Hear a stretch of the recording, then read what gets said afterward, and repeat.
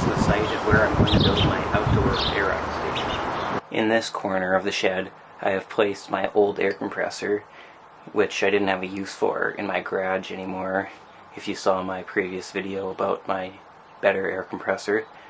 So I decided that I would put it in the shed and use it for where I park my vehicles out back so I could fill them up without having to go around to the front. I already have power in the shed. Unfortunately, it's only a 15 amp circuit, as I just went off of something pre-existing, which was the old feed to my garage. So that kind of sucks not having 20 amp or higher out here, but at least it's something. And camera change, because my other camera just died. What I need to do is bring power from this light over along the side to in behind here for the air compressor so I can plug it in. And I want to have that plug-in switched from a switch on the outside so that I don't have to come in here to turn it on. And then I'm also going to have an outlet on the outside for plugging in vehicles in the winter. I'm going to run this wire from here along and over this top and then down through, and that will be where everything ends up. I'm going to drill the wire down here and it'll end up in this stud space. So that'll be where I mount everything.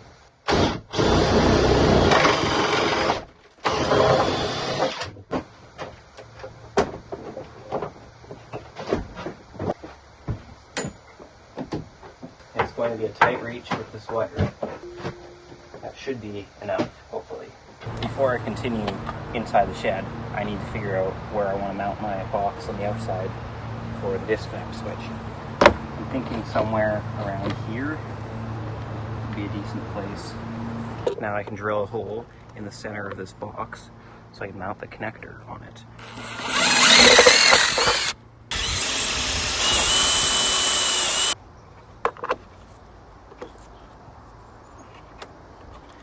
So this will be what goes through the wall to get my wire in, so I don't have to run anything through the outside.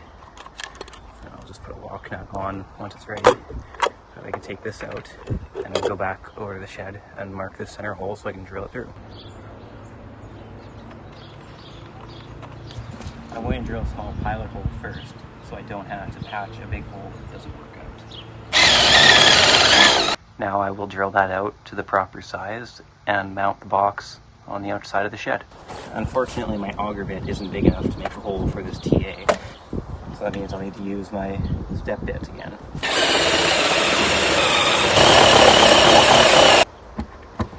Okay, the outside clears. Now I just need to finish the inside off. To stop the water infiltration, I'm going to caulk around this hole. And then once the box butts up against it, it should make a very nice seal. That should suffice. Now I'll just press this right against there.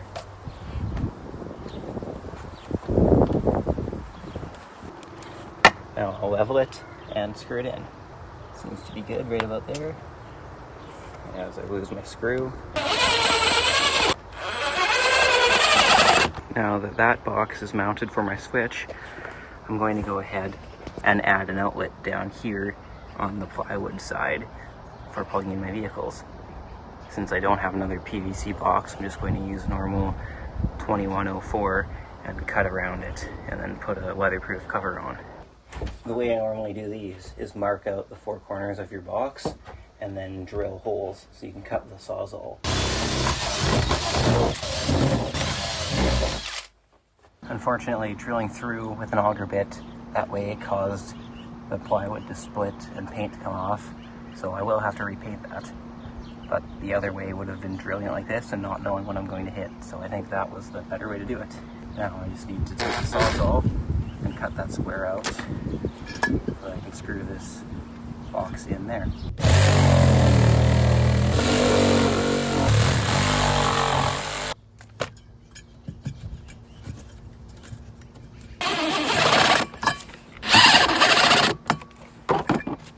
Now that that's in, I just need to see if my weatherproof cover will cover all of this. Based on my previous measurements, it should, but now I'm second guessing it. It is very close. I will have to caulk some of those edges to fill it in, but I don't think it will be a problem. I'm going to mount this box at 15 inches off of somewhere. I think probably just this plywood. Actually, I think I probably want it above the top of the air compressor. Just to make it easier, which is 2 feet. So I'll go 2 feet to the bottom. Here, well, because I will forget, because I always mark top. That's kind of just the standard way to do it. This really old gangable box I have is not optimal for this task. Wow, that is not working well. It's a little, I mean, by little I mean a lot, crooked and kind of wobbly, but I think that's just the nature of these things, unless I put a spacer in. But for out here, what it's doing, I think it will be perfectly okay. The way I'm going to do the power here is bring the feed into this plug with a switch plug here, so that the bottom will be switched for the air compressor, which is always plugged in, and the top will always be on, so I can plug other things in. And then I'll go over to this, so I have power at my outside plug there, and then power back up to the switch and over. It's kind of going to be a mess because I don't have any 3-wire, so it's all just going to be done in 14.2 instead of 14.3, which kind of sucks, but that's what I got. That was a bit of a mess. I ended up hitting the 2x4 stud back there a couple times, and my auger bit is getting really dull, so you have to push a lot because the leading end doesn't want to pull it. Here it is all pulled. It looks like quite the mess because I didn't have any 14.3 like I said, but I decided to bring the feed over to the outside plug here, and then back up over to here, and then power up to the switch, and switch the leg down to here.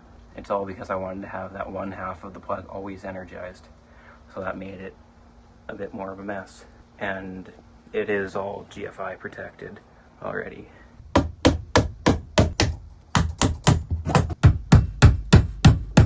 Not the nicest thing I've ever done, especially with these filthy old cables that came out of my garage, which I don't even like to touch. It's just nastiness. Now, one of the last things to do inside electrical wise is to cut these boxes in.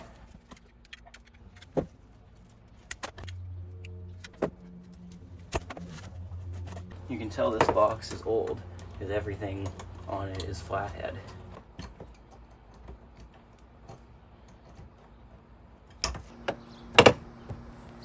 Now that unit's good. It seals pretty well. Maybe I'll pump a bit of caulking in from the inside just to fill any potential gaps. It's time to mount the switch out here with its fancy cover, and I'm also going to put on this indicator light so I know if it's on. Obviously the outer cover has an off on, but that's just kind of a nice touch, I think. Just so it's lit up brighter, and I'll wait to tell if it's on, and it was like $8 at Princess Auto. I just have these 2 wires, the hot neutral, to go to my indicator up here. There is a greater risk of water infiltration having it on the top, but it does have 2 gaskets here, so I think that won't be a problem. I'd rather have it on the top than the side so that it's visible from everywhere. Maybe one more. See if that fits. Yep. Tight fit, which is nice. Now I'll hook up the power on the inside, then push it up.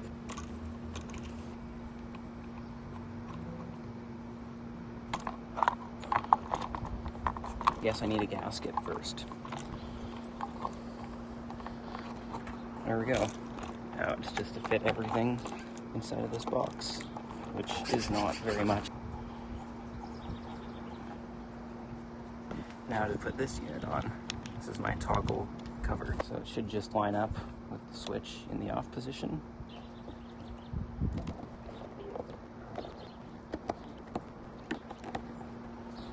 And there it is, fully sealed up. You can hear it's working with the switch. Now I just have to go hook up the power inside. I just finished hooking up the electrical to my junction box where the light is. All that's left is to turn the GFI back on. Well, it came on, didn't trip. Light's on. Let's go outside and see if it works. Turn on the air compressor. It's on. And hit the switch. It may be too bright to see the light when I turn it on, but we'll see. You can kind of see the light, and you can definitely hear the air compressor going. It's off. On. The main purpose of the light is for night, which most of the year here is winter and dark. So that will be useful then. Not so much in the summer. Now I just have to drill out my airline, and that'll be it. This time I actually found a proper twist drill bit that is the same size as my nipple that I'm going to put out for the air. So it shouldn't cause as much damage as my auger bit did. So I'm going to use the end of the coupling here to pound this through. It seems to be very tight, so I will go take a look at the other side and see what's going on. It didn't quite make it through, so I have to pound it a little bit further. And now it's through. I'll see if that's tight enough. I'll probably strap the other end so this isn't moving around like this. I added a small coily hose to this end so that it's movable if I want to shift the air compressor somewhere else in the shed. And I just have a quick connect on here so I can pull it off, use it with a different attachment. These things are so bad for that, but anyways, it's on. I'll go hook up a different hose and something else on the other end, see if it holds pressure. Now I have the hose hooked up outside, so I'll turn it on.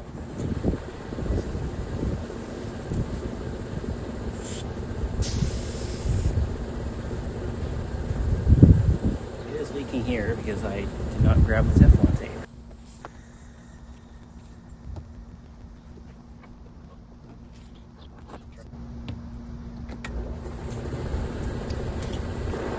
I do not hear any air leaking out of here now, so that's good. Perfect. The only thing I want to add in the future is a gauge out here.